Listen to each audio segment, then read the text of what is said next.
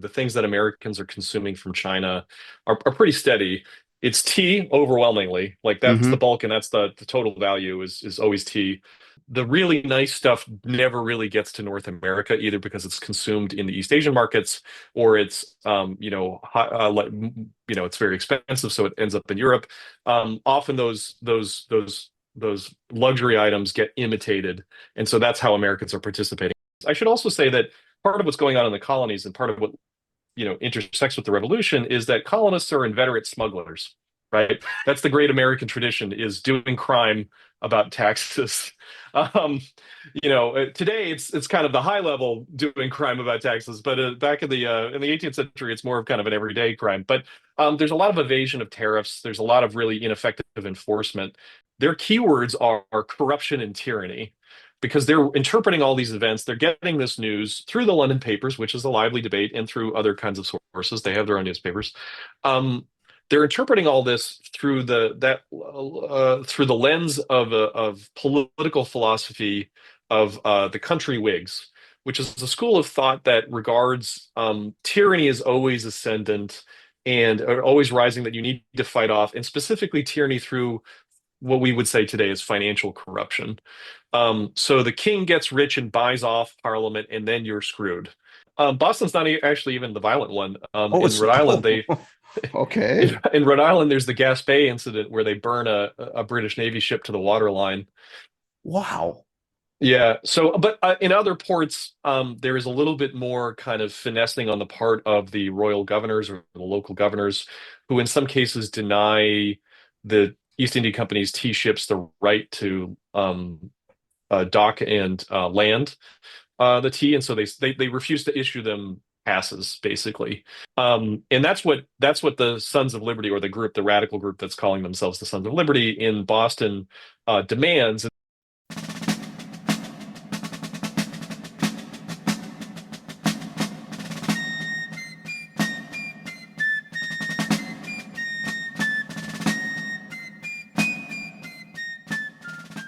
My guest for this interview is Dr. Dael Norwood, professor at the University of Delaware. He's a historian of 19th century America, specializing in the global dimensions of U.S. politics and economics, and he's particularly interested in the political economy of commerce, how the ideas and practices of international exchange have affected America's relations with other powers, especially China.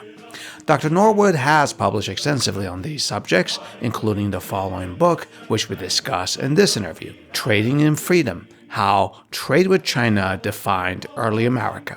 Dr. Norwood is the 200th guest scholar of the History Behind News program, of which Analyzing American Revolution is a special series.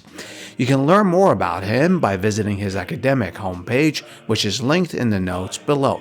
And I'm Adel Ali, your host. So, stay with me as Dr. Norwood and I analyze America's demand for Chinese goods and impact of trade with Imperial China on the American Revolution and the young United States. Dr. Norwood, it's a pleasure to have you on our program's special series. Thank you for taking the time for this conversation with me about the American Revolution. Before we talk about trade with China, the subject for which I invited you to our program, can you please paint a picture of how the American colonists thought about China? And I think you may appreciate why I'm asking that question, because for most of us Americans, when we think about the American Revolution, perhaps with the exception of the Boston Tea Party, we don't really think about China, right? That's not Right. something that's in the forefront of our mind. Yeah. Yeah. Well, thanks so much for having me. And great question. So, pre-revolution American colonists, meaning people in the British, colonies, thought about China British subjects, essentially. yeah, British subjects, right? Yeah. Thought about China primarily in the context of their relationship to Great Britain. And that actually is something that continues post-revolution as well. But, they're British subjects. They are part of a very large empire that has placed a lot of focus on Asian trade, right? So legally, Americans, people living in North America and the Caribbean, cannot trade directly with China. That is a privilege reserved to the East India Company as a joint stock company and as a royal and then parliamentary monopoly company. So, and their monopoly is over a geographic region of trade. They're the only ones who are allowed to mount voyages to South Asia, East Asia. Um, in the lead up to the American Revolution, the East India Company um, becomes a problem for American colonists. That enters their consciousness, and specifically what they're doing in India, but also specifically what they're doing with their tea trade.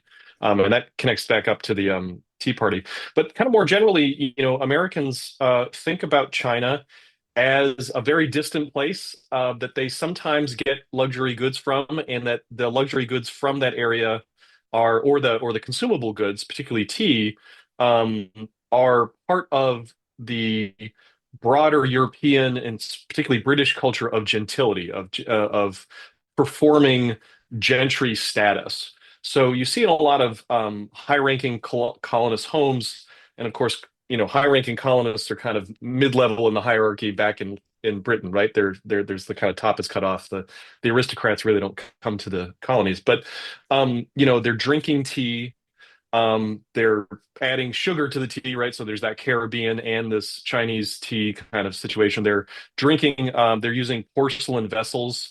For the most part in the Americas, those vessels are, cups and saucers and stuff are coming from European imitations of Chinese porcelainware, Chinaware, right? So that's even the name of it. But beginning in the middle of the 18th century or the first third of the 18th century, or second third of the 18th century, I should say. There's increasing amounts of these kinds of goods in the colonies. The 18th century goes through what some historians call a consumer revolution, where there's a lot more access to all kinds of trade goods, and a lot of those trade goods that are particularly important to the performance of elite status are trade goods that are from very far away, and specifically from East and South Asia. So um, tea, lacquerware cabinets. So there's also a development within the colonies of artisanal and craft practices that mirror or imitate um, products that are coming from East Asia, lacquerware cabinets, Japanware, that kind of stuff. So that's colonists trying to imitate or create a similar aesthetic in their homes that they for the goods that they can't afford or maybe can't as readily have. But so China is there as that kind of like this is high level consumer goods, and it's deeply connected into their understanding of what the British Empire is offering them access to, which is a world of trade goods. And as the 1760s and 1770s heat up politically, the East India Company as the giant conglomerate that is doing terrible things in Terrible their things. minds. I love it. Yeah, doing terrible things. That is and leading to decisions in Parliament that are making colonists' lives worse. That is all tied up together. Um, you used the word consumer in two Hmm. different phrases that could mean separate things. Uh, you referred to the consumer revolution. Remind me again, what era did that start? 1740s, 1750s? Depends on where you're talking about. In Europe, it's in the late 17th century, and actually for Native American societies, the introduction of new kinds of consumer goods that change the way people perform status and perform social bonds with each other. So in Europe, access to these things comes a little bit earlier than it does among white populations or enslaved populations in the colonies. So we're talking early 18th century and kind of continuing into the middle of the 18th Okay. century as a shift in culture. Shift in culture. So consumer revolution. That's the phrase, that's the term you Mhm. used. Then you said, this is another phrase. You said high level consumer goods. Arguably, those are two different things. That consumer revolution is not. So when you say consumer revolution, we're not talking about the entirety of the public. They're not going to their Walmarts and Targets buying Chinese goods at that time, right? This is for upper class. That's what you mean by consumer?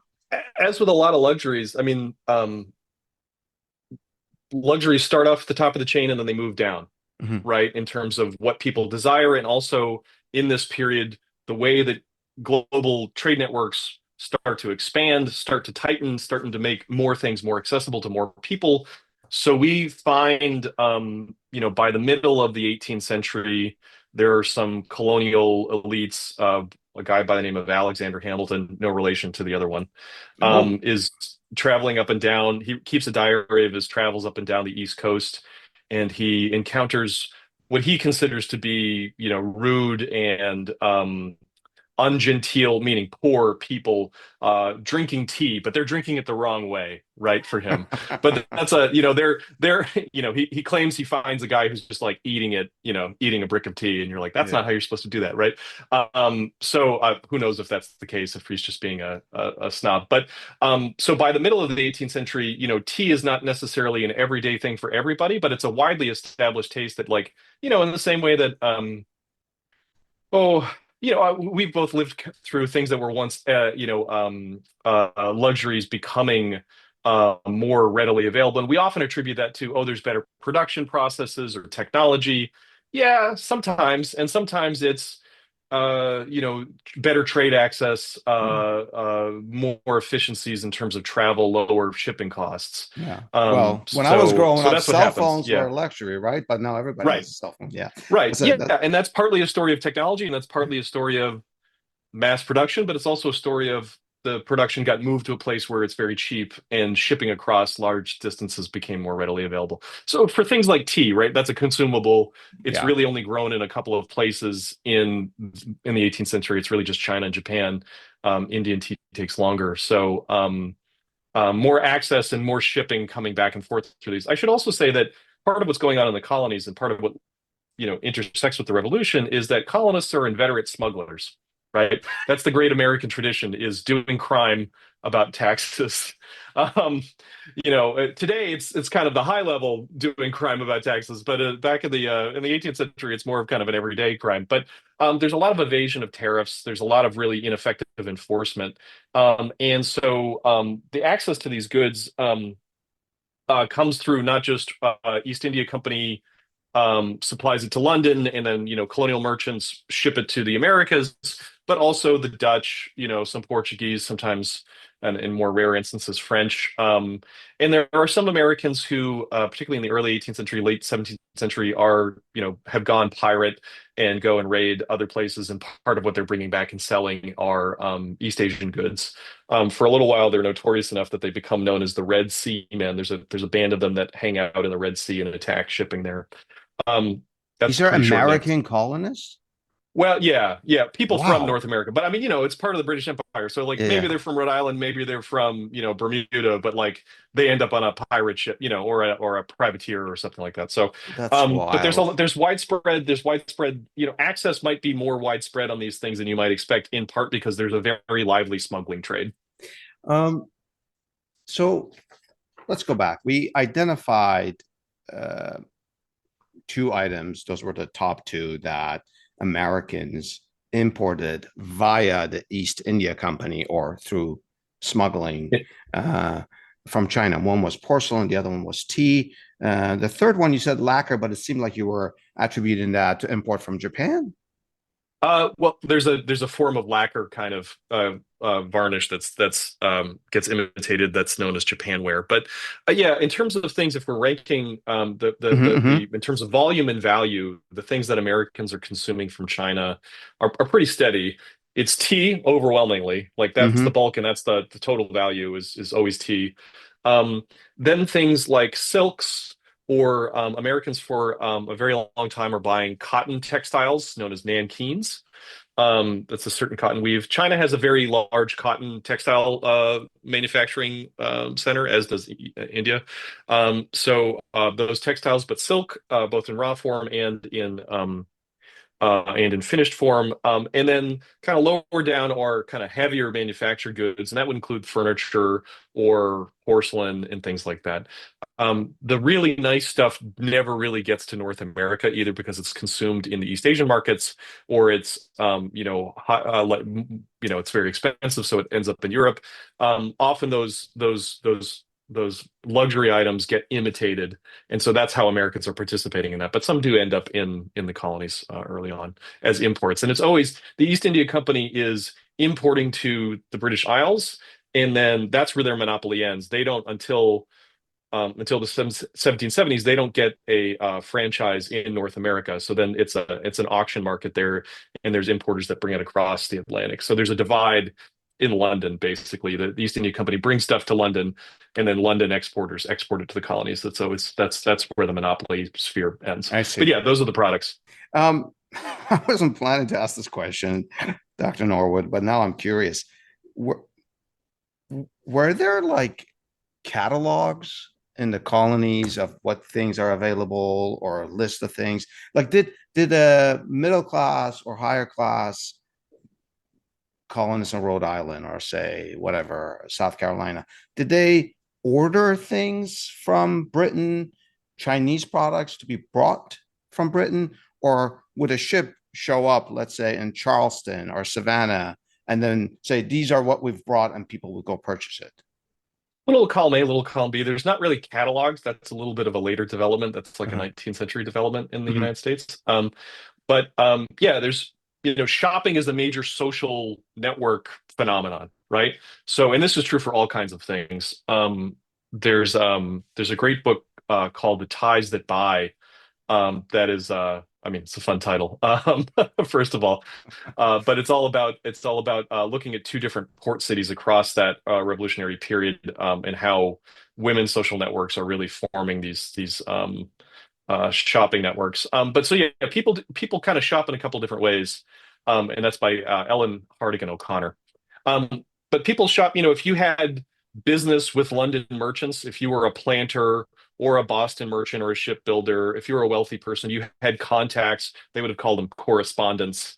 People you regularly wrote to about business affairs or about political affairs. You could ask them, you could write them and say like, oh, what I really want is a chest of drawers for my daughter's dowry, with, red lacquer, and get me the nice, fragrant, green teas, and, get that the next kind of auction you go to in London. Or if you've got correspondence in London, get me a pattern like this, right? It's a little bit less common in the colonial period.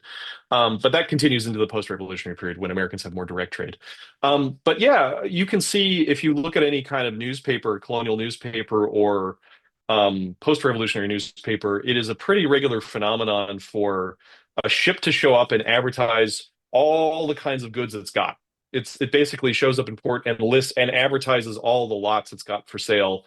If it doesn't already have a regular buyer, and if it does have a regular buyer, if merchants have got cargoes consigned, or they want to buy direct from the ship, or they've made those arrangements, then they at their establishments, kind of general stores, right? It's kind of they will take out ads that list just an insane number of goods. I do this with my students, actually. I show them they write they do a little analytic piece where we analyze like what is this listing of 100 to 200 categories of item at these 10 retail shops in Pennsylvania and Philadelphia at Wait, the wait, these Philadelphia are not waterfront. 100 to 200 items. They are categories in which there are Yeah. multiple items. So Wow. it'll say like McClintock and Sons. We have cassia root, we have ginseng, we have sugar, we have brown sugar, and then especially with textiles, there's a bazillion different kinds of textiles Yeah, that they'll yeah, list, yeah. right? Because that is a consumer product that is a high value, but also it matters a lot what the weave and the knit is, Mhm. or the kind of fabric. And then it'll say, and then furnitures of diverse kinds and metalwares and da da da. And sometimes they will say the ship it came off of, and sometimes they'll say where the ship comes from. Um, but often they'll just say, we regularly have all this in stock, and it'll have teas as part of that, or it'll have lacquerware as part of that, or porcelains as part of that. That's So, that's yeah, shopping is kind of an aggressive, but you could get this stuff. Yeah, this stuff is at the store, or you can ask your friends to buy it for you, but there's not really catalogs.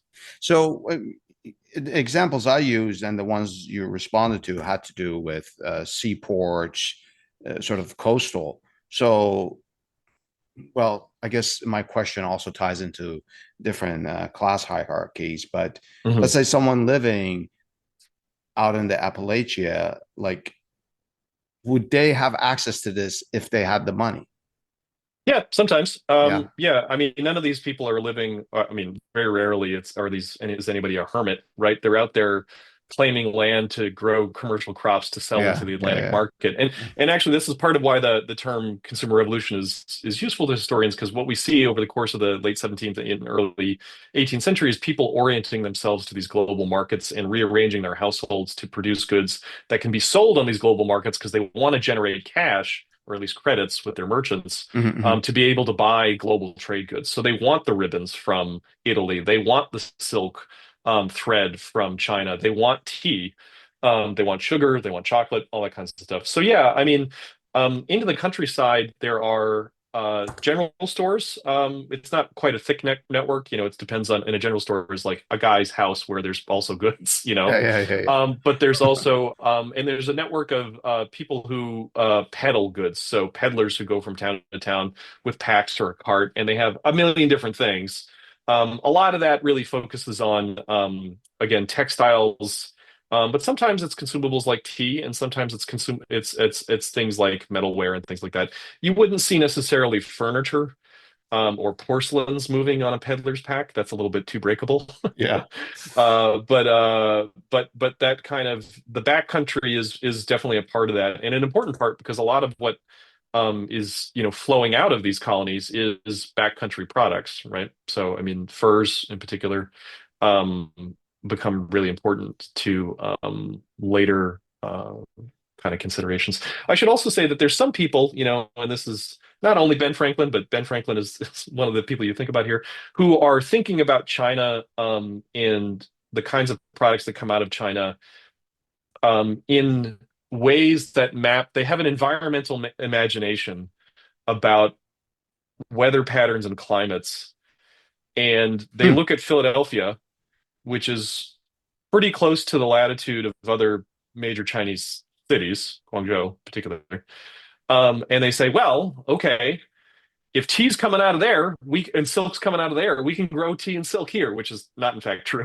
but but there is this kind of, in the same way that the British Empire redistributes breadfruit trees and sugar, and lots of different kind of agricultural items are taken from point A to point B in an attempt to establish new kinds of plantation agricultures and new kinds of commercially viable agricultural regimes. There is an effort to replicate um, East Asian goods, and particularly agricultural goods, in the colonies. It never really comes to much, but there's an effort to grow silk in Pennsylvania and that kind of thing, or at least plans to.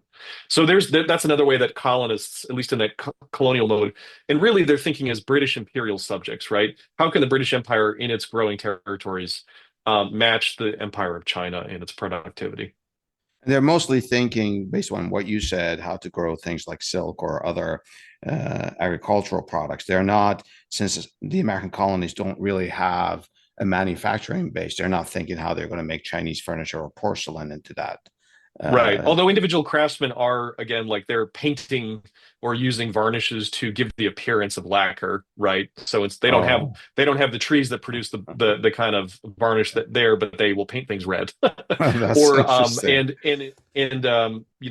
there's a school of scholarship that looks at porcelain um, production in the Netherlands and in England in particular, and has traced how the kind of patterns and some of the inspirations for and some of the practices for the porcelain production process that becomes a big booming industry in both those places are deliberate attempts to replicate Chinese porcelain manufacture. And that's also true in textiles. A Oh, lot of the well. early textile manufacturing that's not wool in those Northern European places are directly trying to create imitations of East Asian products and South Asian products, and then those take off on their own, right? So that's an important part of the story of industrialization. Is it's initially an import imitation or import substitution uh, entrepreneurship. Yeah, yeah. The imitation industry becomes an industry on its own, and it's true now. Right. Well, now it's mostly in the Far East. I have a conclusion. I reached a conclusion based on what you shared with us. I'm going to share it with you, Dr. Okay. Norwood, and you tell me whether or not I got this correct. So you said there was no direct trade Mhm. with between the colonies and China. And we also talked about sort of the backcountry when I asked you about whether or not consumer goods were available there. You said they grow crops to sell to the Atlantic market. what I put together based on all of this is that the American colonies didn't export to China. I mean, No. that's a yeah, okay. Yeah, I just wanted to confirm that. Yep. So let's move on to the American Revolution. And Okay. I'll open it with this. Did the colonies trade with China play any role in the American Revolution? Not directly, although in the aftermath of the revolution, China becomes a component, and I argue in my book of an important component, not a determinative one, but an important component of their geopolitical thinking. But during the revolution, the basic set of grievances or the dynamic of the imperial policy changes and colonial protests that spins up the American Revolution is really about what role does the central government have in setting um, taxation policies in the colonies, and what role does the imperial government have to set and staff policing agencies, right? That's maybe if we want to translate it into other terms. Enforcement. Enforcement, yeah, but specifically setting up courts and enforcement officers, appointing officers. Who gets to control? Who has the monopoly on domestic force, right? Mm-hmm. And that dynamic is because of the nature that of the taxation that early modern regimes are able to do primarily is on trade, right? That's the place that the tax man can see most easy or can see easiest. There are other kinds of wealth taxes, window taxes, real estate taxes, all kinds of other stuff, taxes on currencies and things like that. But you can see a boat on the river, Yeah. in the harbor, right? You can count them. It's not innumerable, right? And smuggling exists, but that raises the cost of shipping quite a bit if you have to go to a nowhere port without a dock and stuff like that. So a lot of what the British government does or what the King and Parliament government does, the Westminster governments do, is try to impose taxes on stuff flowing across the Atlantic. And some of those items are things like tea, right? Yeah. The tea tax, the tea act, the various taxes on tea and the enforcement arms of it come to play an important role. And they come to play an important role because these taxation and these enforcement mechanisms are not only a protest about rich people not wanting to pay taxes, although also that, like, I don't want to underplay that. Like, that is Mm-hmm. important, but it becomes a societal wide crisis because it is a crisis of constitutional governance, right?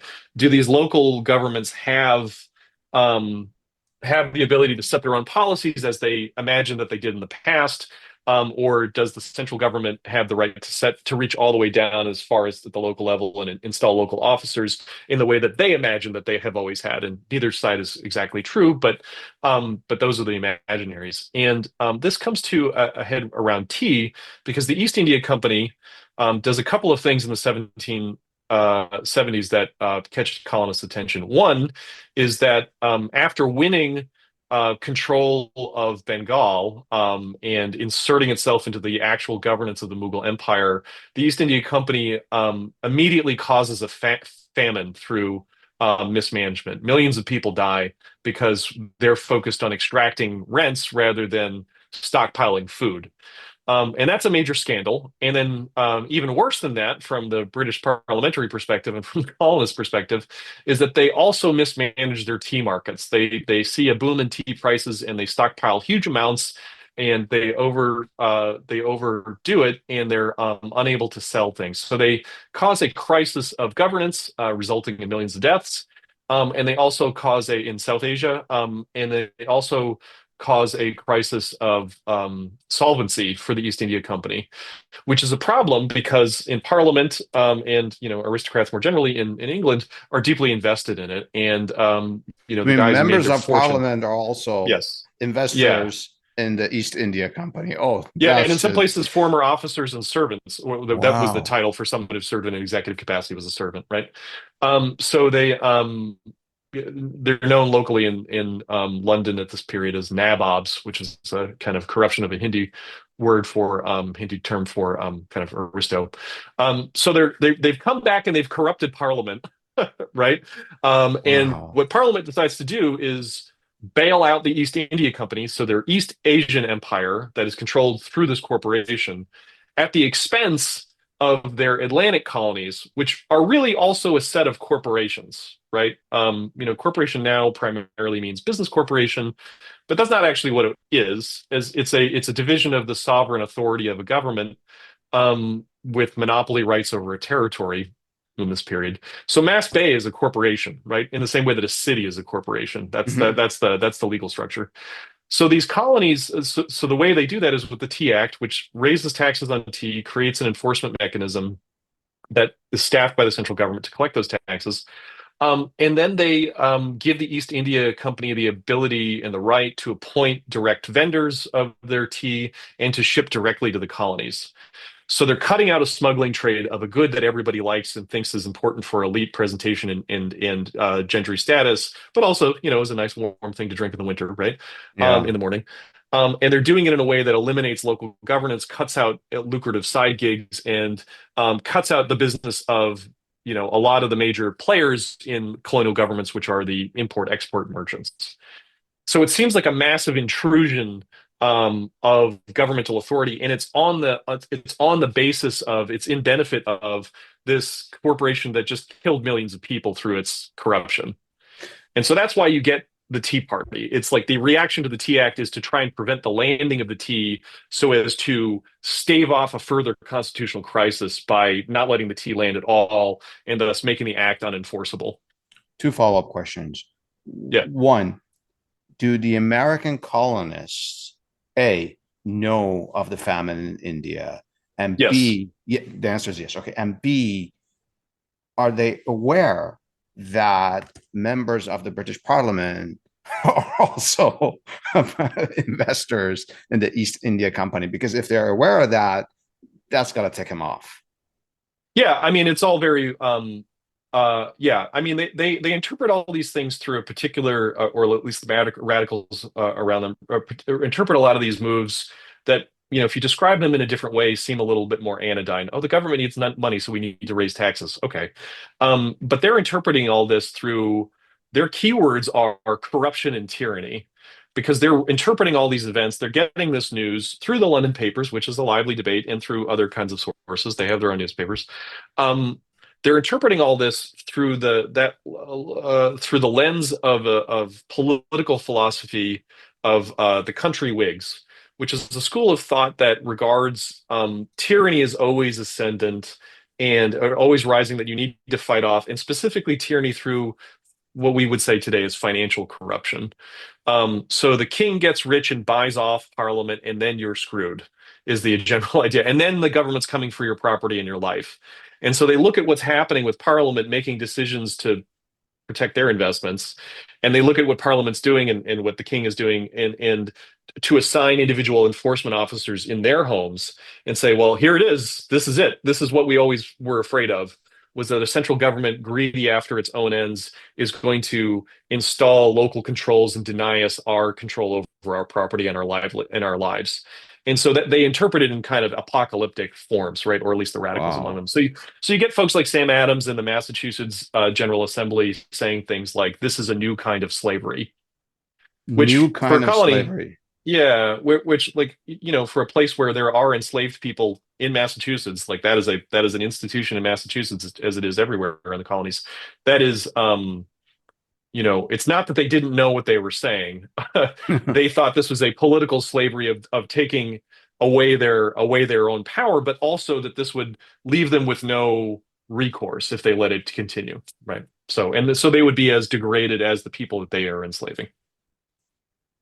Wow, suddenly the Boston Tea Party represents a much bigger Yeah, sort of right. resistance to British tyranny. Now, I told you I had two follow-up questions. The second Mhm. one is that just confirm for me, please, Dr. Norwood. We all grew up in school, Boston Tea Party, Boston Tea Party. We all know that. But there were multiple tea parties in other ports as well. Yeah, yeah. Boston's not actually even the violent one. Oh, In it's Rhode Island, oh, they in, okay. in Rhode Island, there's the Gaspé incident where they burn a British Navy ship to the waterline. Wow. Yeah. So, but in other ports, there is a little bit more kind of finessing on the part of the royal governors or the local governors, who in some cases deny the East India Company's tea ships the right to dock and land the tea, and so they refused to issue them passes, basically, in the same way that if you were bringing ship into port Hmm. now, you need to get your checks and all that stuff, and they say no, we're going to deny you these. You have to turn around and go home. And that's what the Sons of Liberty, or the radical group that's calling themselves the Sons of Liberty in Boston, demands, and that's what the kind of the Tea Party is, this linking up of elite radicals and working class people. Like, it's not Sam Adams throwing the tea off the ship. It's a bunch of people who know how to load ships and unload ships who are going out there and doing that. And they do it very quickly without Yeah. any murders. But in other places, it's more violent, or there's mobs that form to protest against this and threaten violence. And in other places, those mobs are successful in destroying the products through other means. And in other ports, they deny permission to land, and so it's a way of obeying but not enforcing. So why didn't they, you know, take that route in Boston? Just deny the ships from coming to port. Well, the governor wasn't on the same page. Oh, there you go. Right? You You answered know, my question. Yeah. yeah, he thought he thought the protests were incorrect, and that you need to bring these people to heel. So Was that Hutchinson um, or was that someone before Hutchinson? I forget I actually. believe that is Hutchinson. I believe Yeah. that is Hutchinson. Yeah. Governor Hutchinson. In another just follow up to this Tea Party story, in Rhode Island, they burned a ship, a British ship. Why is it that we know all about the Boston Tea Party versus the one in Rhode Island? I mean, it causes a much bigger blowback. Is it because of Massachusetts is a PR? much more radical. Yeah, no, well, I mean, it's a more radical movement. Boston's entire, legislature is basically in active rebellion Yeah. for a while. Um, and and Parliament decides to make Boston an example. So they levy a set of acts that the colonists call the Intolerable Acts, Yep. that basically try to kill Boston as a city. They ban trade. They start loading even more soldiers there than were there before.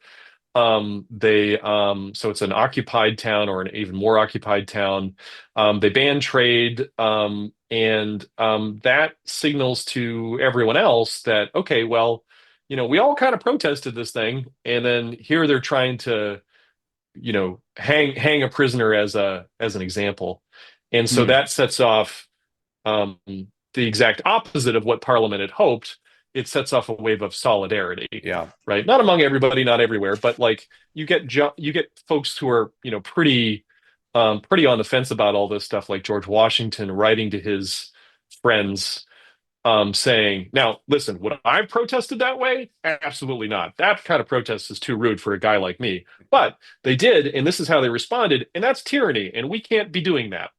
And so you start to see it provides a lot of fuel for consolidation and cooperation among other I'm revolutionaries. sorry. I just want to review what you just said. So George Yeah. Washington is saying that I would not have done what the Boston Tea Party did, but now that has happened, we gotta help him and resist tyranny. Is that? Yeah, I mean, he's a kind of a classic moderate who says, well, that kind of protest was rude and impolite. Yeah.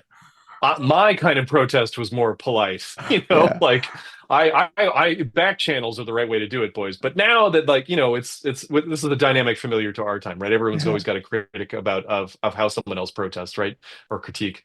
But his reaction to this in particular is, you know, now that Parliament has reacted with such extreme measures, now we have to act and Yeah. and consolidate and start sending supplies to Boston, start raising an army. We need to move on this, because otherwise this noose is coming for us all. I see.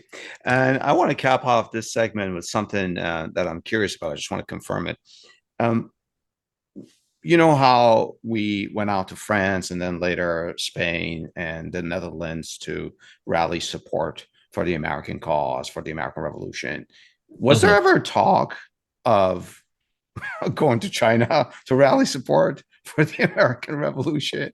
Not in not in the same way, no. Not in the same way. Again, there's once major hostilities are over, there's the geopolitics that some American revolutionaries imagine may play in their favor have to do with outcompeting British or in some other way damaging British trade with China as a way of cutting off support to the empire.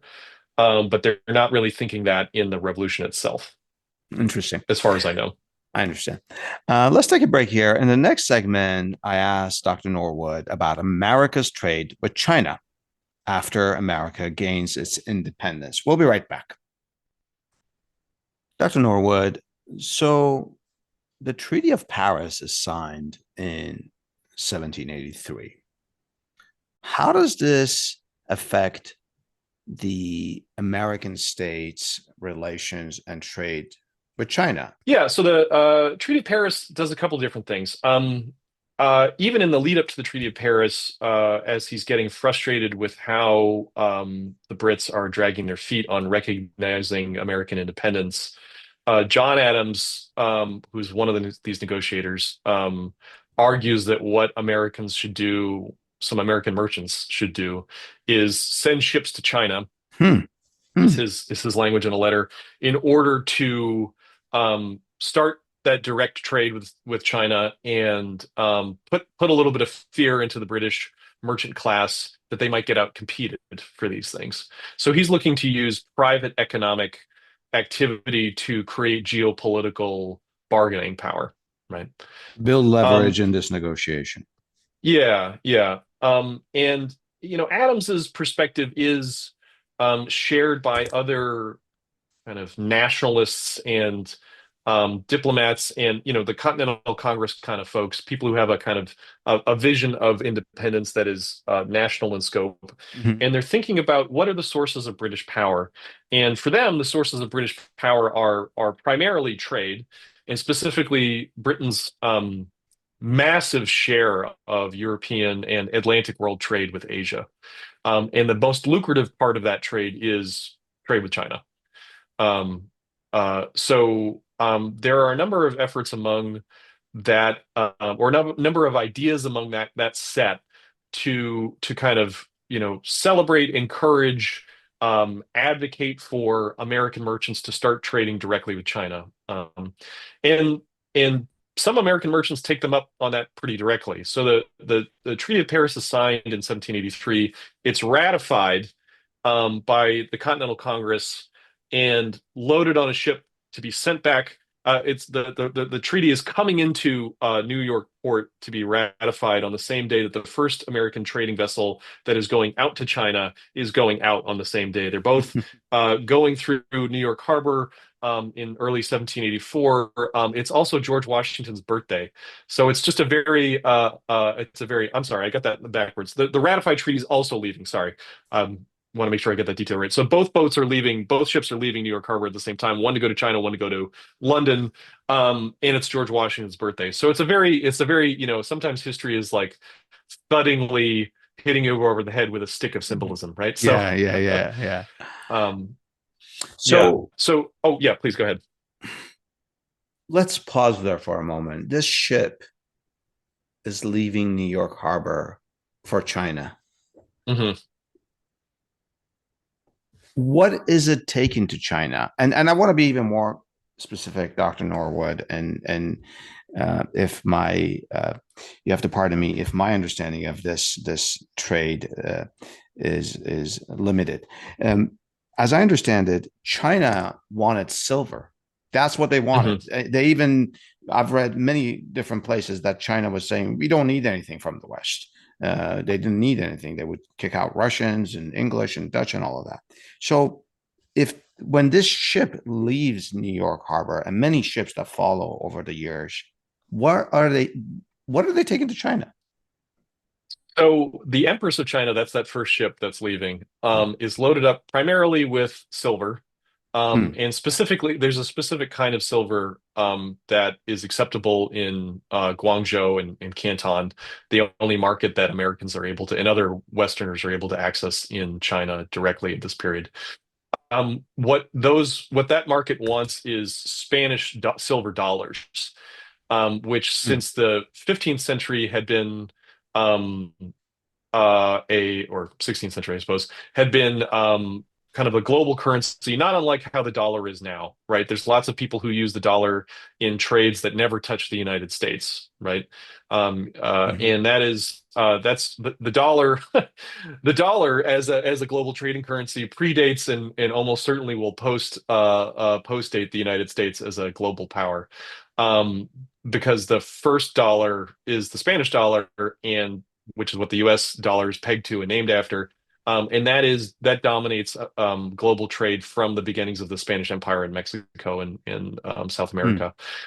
And specifically, what the Chinese markets like about the Spanish dollar is that in this period it has an assured quality, it has assured percentage of silver in it, and so the carolus dollars, in particular dollar coins that have the King Charles's face stamped on them, are what Chinese merchants will exchange goods and services for. So that is also that's the high value money that circulates all over the Americas. If you want to do long distance trade and you don't have credit arrangements with the people that you're doing long distance trade with, then you send a keg, so a barrel, small barrel of filled with Spanish silver dollars. Um, Um, but they uh, also send ginseng that is also packed down to the Empress of China. It's a different kind of ginseng than is what is grown in East Asia, but it's a similar plant that is collected in Appalachia.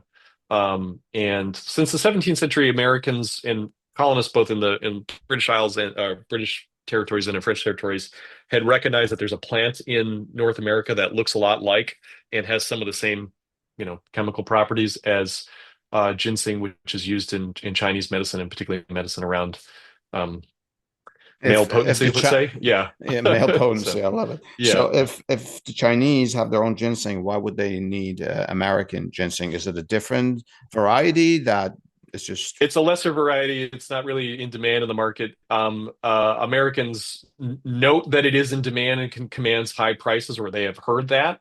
There is a moment in the late 18th century where um, the ginseng it's not something that's a plant that's cultivated. It's kind of gathered. It's a little bit like truffles. hmm? So there's an interruption in the supply of ginseng coming from Manchuria in the middle of the Qing dynasty, and that is the market opportunity that Americans hear about and then keep trying to fill That need. with very mixed success. Yeah. Um, okay, so the ship Empress of China sails Hmm. out of New York Harbor in 1874 on. 1784. I'm sorry. Thank you. 1784. I jumped a century. 1784 to be precise, on George Washington's birthday Hmm. in 1784. Um, takes silver, takes ginseng, but we are a highly indebted nation. Our currency is virtually worthless, the continental um, dollars. Can we continue to do this, send silver over there? At some point, we got to start trading like normal countries with credits, right? Well, the way that this industry evolves is kind of interesting, right? So, yeah, I mean, there's no one American currency. There's currencies, right? So, Currencies. Okay. yeah, and that situation persists all the way to the end of the Civil War, really. Um, so, in the 1780s, the United States is in a bad economic place, but it's got really high hopes. So part of what the China trade plays into, or what I argue in the book, is the China trade, because they have such high hopes for it, and those hopes are to some degree dashed by the realities of global trade, that is part of the impetus or part of the argument that people make for the Constitution is we need a stronger central state so that we can have improved trade outcomes. And the China trade's not failure, but the issues that Americans run into is part of that. So Hmm.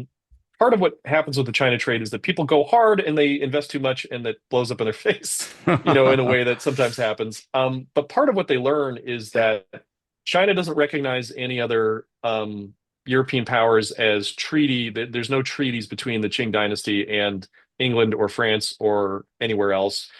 American traders then show up and actually have are integrated into a system that is much more friendly than other places than they might expect, right? They don't Huh. in the Mediterranean, for example, they're immediately victims of privateers because they're not part of the treaties that they would have been part of while British subjects, right? So they have no treaties with the Ottomans or Ottoman sub provinces, and so they're fair game for privateering, right? And that is the U.S. Navy Interesting. compiles a series of really extraordinary losses for the first 15 years or so in the Mediterranean because they just get smoked by various Ottoman privateering fleets. Mm. But that's not true in China. I mean, privateering is a problem as you go along, but they show up in China, and the Chinese authorities are great. Great. Here's another bunch of people who want to trade with us. Here's the rules. Here's how you do it. We have a very specific system of taxes and regulation, and you show up with silver, you can buy tea and silks, and then you're on your way. And you're limited to a specific season. You can only stay here during specific months, and you go home. So it's in some ways, they're annoyed that they can't do all the smuggling things that they want to do, but it's a better system. But it shows them that the kind of weakness of their geopolitics is a problem, right? They Yeah. can't. So yeah, I don't know if that kind of gets to your question. I could talk about the structure of the trade a lot more, but the early 1780s is part of this kind of um, the United States can't make treaties with other powers and specifically other Atlantic powers, and that is costing them the ability to finance the China trade. They don't have good relations that generate supplies of silver dollars, and that leaves them at a disadvantage in the China trade. And okay, that sort of answered my question because you confirmed that the American colonies and later, well, in the 1780s and later when the United States forms in the 1790s, they don't have enough Spanish silver dollars or any hard currency to constantly do this. At some point, they need to have credit systems, and it's difficult for them to establish that because of their Well, actual. it's Is not it? exactly credit systems they establish. Hmm. So what so okay, so the 1780s happened. There are some experiments in trade. There's a lot of firms that go into it. Hmm. There's ports up and down the East Coast get involved. Salem is a big East Asia or in South Asia trade port, and particularly in Sumatra. Boston tends to specialize a little bit more in China, New York. So there's through the 1780s, really into the 1810s, there's a lot of different diverse merchant firms getting into it, and they're all pretty small scale. No one there's an early suggestion that the Continental Congress should grant a monopoly to form an American East India Company, and it gets immediately shot down. Um, because of the revolutionary experience, right? Exactly. Like, Yeah, hey, yeah. we fought a revolution to get away from that kind of imperial consolidation, and the sovereign playing favorites with a corporate company, Yeah. or specifically corporate situation. So there's a lot of small merchant firms. They're almost all organized as one-off partnerships. But over time, what happens is that a lot of them fail when they, hit choppy waters. But then there's also Americans develop the China trade into and kind of a global version of what they've already been doing up and down the East Coast in their colonial trade with the Caribbean, which is to say they're doing arbitrage at a Hmm. global scale. So the term for this in among merchants is cabotage, where you're going from a voyage and you're making lots of stops and turning over a part of your cargo or all of your cargo at each stop until so that you have the cargo that's appropriate for the next stop. So what American China Oh, traders do wow. That is is yeah. fascinating. So they'll export something. They'll export. You build the ship in Massachusetts. You send it with Pennsylvania wheat to some Caribbean port where you pick up sugar. You bring the sugar to Hamburg. In Hamburg you exchange for silver dollars. Then you go to Mauritius with, you exchange for silver dollars and like candles or something. Then you go to Mauritius, sell the candles, get more silver dollars. You end up in China where you exchange the silver dollars and maybe some ginseng or maybe some, beef tallow or something like for the local merchant community. You're selling it there. Wow. And then you exchange that for silks and for tea. And then you ship that back to Europe and to the Americas, right? So it's a big ding, ding, ding, ding, ding, ding, ding, Yeah, bouncing yeah, all yeah. around, right? That ship Um, is gone for a long time. Yeah, yeah, it is. Yeah. And the Wow. crews turnover and the captains turnover. I mean, it's not, it's a couple of years usually or a year at least to go there and back. Not because you can't make it in shorter times, but I mean, it does take about a year and back to go back and forth. But it's because you're bouncing around all these places because you don't have financing and you don't have credit relationships. Some firms start to figure out that they can set up regular cabotage routes and use multiple links of the chain, and they're managing it from Boston or New York, but they've got offices in Izmir or Smyrna. They've got offices in Hamburg and London. They've got offices, various different places, and they're also financing voyages to. They're always chasing what you kind of pointed to in the beginning. They're always chasing what's the product that's cheaper than silver, right? Because silver is a high value money. You want to save it for only the things you really think will pay out, right? Yeah, yeah. Um, so you want something that's cheaper than silver to exchange instead. So they chase ginseng. In the Pacific, they find any number of goods that are and try to corner the market on luxury goods that are viable in East Asia, that have short-term market booms. So Americans get into trading with the Sandwich Islands, with Hawaii, for sandalwood. They bargain for and hire and exploit native peoples to gather bêche de mer, which is a kind of sea slug that is a delicacy in East Asia at some points. They gather birds' nests, and they, in particularly a particularly successful China firm sets up a network where they conduct trade with Latin America and European goods to generate silver, but then they also send out voyages to what is now the Pacific Northwest and the tip of South America for hunting parties. In the Pacific Northwest, they are paying native peoples to gather sea otter skins, and in the tip of South America, it's just kind of hunting parties that are clubbing seals, and they're gathering that stuff and selling that in the Russian and the Chinese market for furs, which are booming because northern China's cold, so is Russia. So you're selling these furs to these markets, but they're doing the gathering, and that's to generate either direct trade. Furs actually have a ready market in Guangzhou for a while, but it's to generate credits to be able to buy tea. This is the funny thing about this is that after the success of the American Revolution, we are directly trading with China, Yes, but immediately. immediately. Yes, But that direct trade is actually not direct. We have to go right, through multiple right, stops before we finally reach China. That's right. fascinating. As And I it was, generates a particular, if I may, it generates a please, particular vision on what the China trade is. So among politicians, your Thomas Jeffersons or something, they imagine that there can be a direct, we'll exchange American agricultural goods, and the Chinese will love our ginseng or our wheat or whatever. And the merchant class always knows it's bouncing through 10 different things. yeah. And so they have a global vision of what the world economy is that is out of sync with what politicians in Washington think.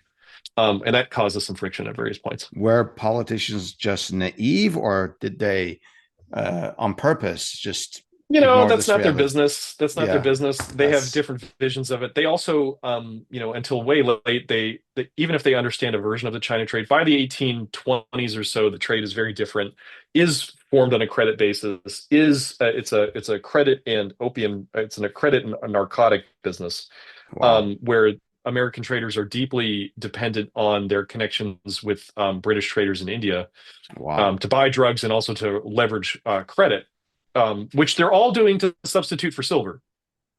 So, and that vision of what the China trade is does not catch up to American politicians because they're primarily, you know, local gentry, slave owners. Their business is a very different kind of thing. They are in the make your money by lending money to people who grow agricultural goods using slave labor, or directly enslave people themselves. Like that's the American political class by and large, and they don't have this vision. So they imagine trade with China can just be direct, Yeah, a and ship that's goes that's from not actually how New it works. York and directly goes to China, but that's not how it works. Yeah. As I was reviewing your book, Trading Freedom: How Trade with China Defined Early America, um, I thought of this question: how did you get into this? How did you pick this field for your research and scholarship? Yeah, I came to it in a way that a lot of people come to their subjects. I was puzzled by some things I found in the archives, and I was frustrated by what the scholarship was when I started the project. So, as an undergrad, I interned at a house museum in Middletown, Connecticut, which, as the name implies, is in the middle of the state. It's not on the coast. Yeah. And the house museum had the papers of a guy who was active in the opium trade with China. And that was just kind of a factoid that lived in the back of my brain that here's this guy in Connecticut who made his money. And, one of his mansion was a building on the college and all the kind of stuff, the Greek revival, like beautiful building. And I was Mhm. like, huh, well, here's this guy in the middle of nowhere, Connecticut, who then turns his fortune and invests in industry. He builds a rubber plant and a textile factory.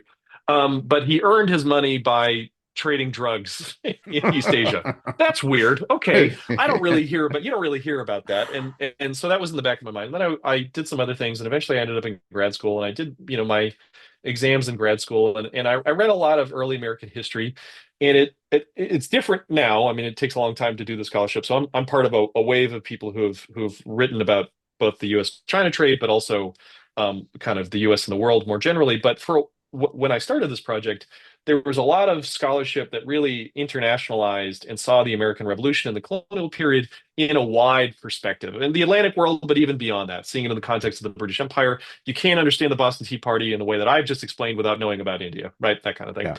Um, and then there was a very well established scholarship on U.S. history that saw the Gilded Age and the beginning of the 20th century as fundamentally, U.S. in the world, the Spanish-American War, the colonies in the Philippines, America as an industrial power that is looking for markets abroad. And then there's this middle period, right, where the literature was like, and all that mattered was Missouri. And you're like, I don't think that only Missouri. Did people stop knowing Missouri. the rest of the world? And Missouri's important. I don't want to say Yeah. Missouri's not important, but so my question that I started this project was like, well, I know there's an opium trader living in Connecticut in the 1830s, and he knew about China.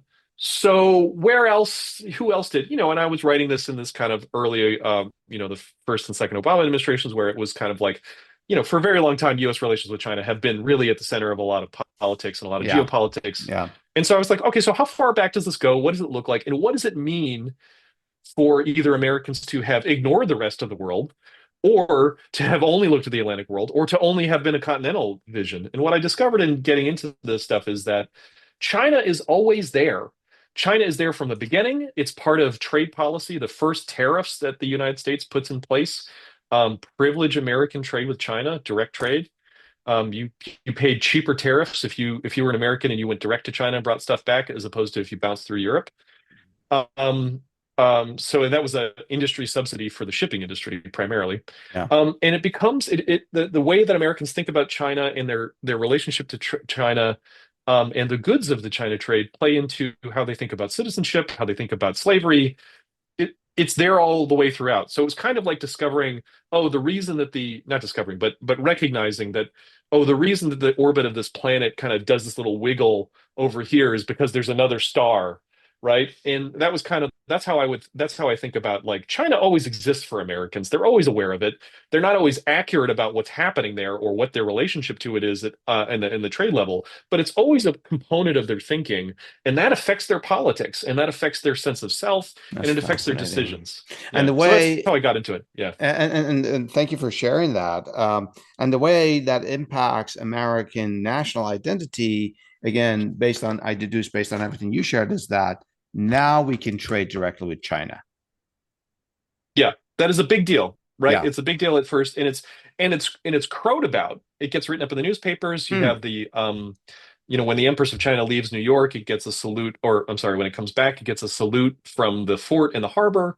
It's a big deal, but it also exposes problems, right? So it exposes that, hey, because no European powers will enter into treaty agreements with us because we don't have a consolidated national government that they recognize as able to control trade, right? There's a national government, but it's like Rhode Island can still do what it wants trade wise. Because we don't have that, we should have a consolidated national government that can make treaties, and that will improve our ability to engage in trade more generally, which Wow. will And that leads pass to on up. the Constitution.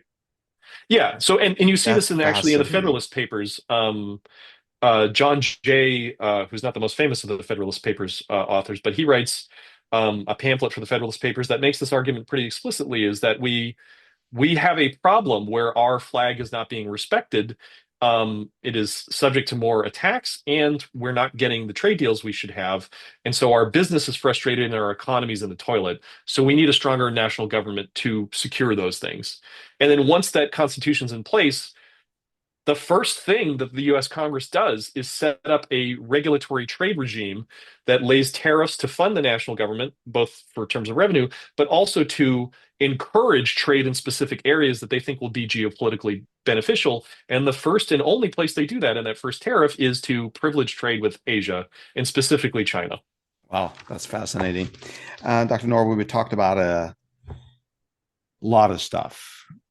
So if you wanted our audience to remember just one point about America's trade with China and during the American Revolutionary era, what would that one point be?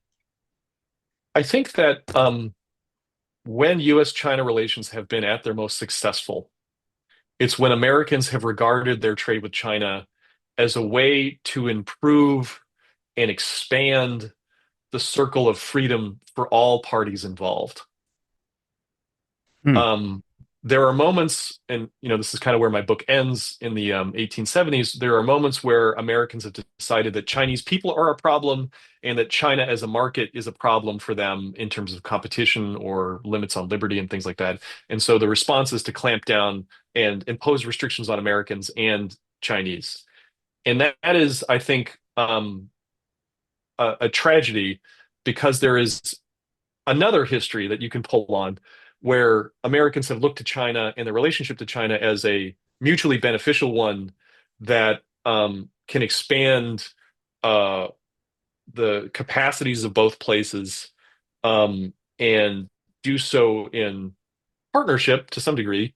But that starts with the recognition of the sovereignty of each place, and starts from the recognition that it's better to it's better to freely trade and respect each other's human and civil rights than it is to clamp things down.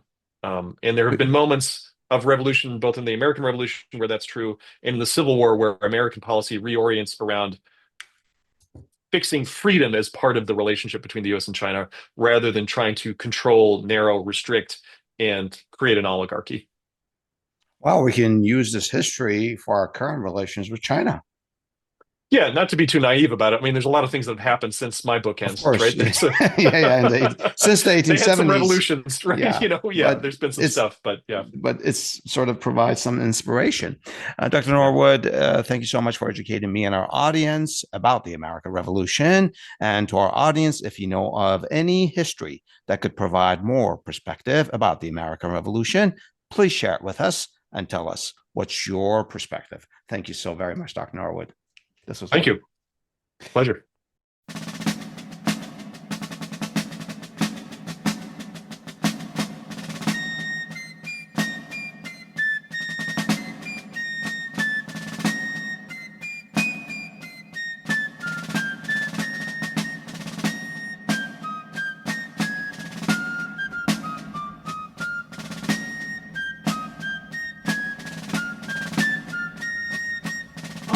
I went down to camp along with Captain Gooding, and there we saw the men and boys as thick as hasty pudding.